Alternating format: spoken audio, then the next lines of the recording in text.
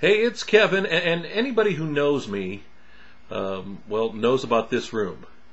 And I've actually talked about it in my social networking circles, and the reason I'm visiting you from, well, it's actually, I think it'd be technically the dining room of my house. We actually call it the Coke Shrine, because yes, behind me you see it just a kind of a caddy corner wall, just part of the Coke Shrine. I wish this was a 360 camera. This is probably the most obscene part of the room, in all honesty, and that's not all of it. I mean, I have Coca Cola memorabilia on the walls. In fact, I've been collecting Coca Cola paraphernalia and memorabilia for many, many years. As you can see, a lot of it is bottles. I've always loved the bottles, and I got to thinking about it recently. As I said, one of my social networking friends was asking me, we were doing a, 5 things you wouldn't necessarily know about me, and then I mentioned the fact that I collected Coca Cola, and they wanted to see pictures of it. So I said, well, better yet, let's blog about it, because it actually is kind of an explanation into me, and it was actually part of a revelation into myself. If you've ever seen my bio online, it says I spent over 25 years in the posing as a member of the media, only to find out that I was truly a marketing guy. And I think one of the earliest recollections of what marketing is Coca Cola. What's funny is as a child, I wasn't really a Coca Cola drinker. We didn't have a lot of soda or pop or soft drinks or whatever you want to call it in our house. And I actually didn't start drinking Coca Cola until probably my late teens.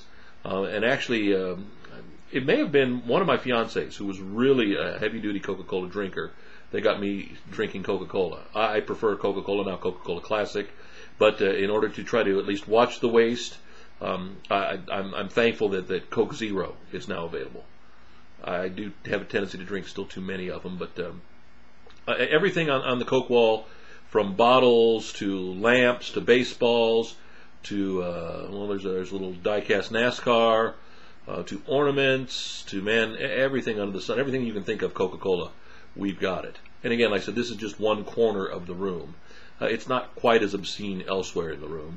I do have one of the big, like if you were to go to a convenience store, the big bottle display they put on ice and they have it sitting there. It looks like a big Coca-Cola bottle. I've got some Coca-Cola posters on the wall and just some Coca-Cola tchotchkes in a little shadow box. And then Coca-Cola stuff strewn throughout the house. One of my many obsessions in life, as well as one of the first things that really tipped me that I was into the marketing. Because the marketing of Coca-Cola is really what's made it a phenomenal success story in America and throughout the world. That's our video blog today. You can always get the RSS feed. You can always subscribe so you don't miss an episode, because as you found out, my timing of the day isn't really consistent. Sometimes in the morning, sometimes in the midday, sometimes at night, depending on my morning schedule.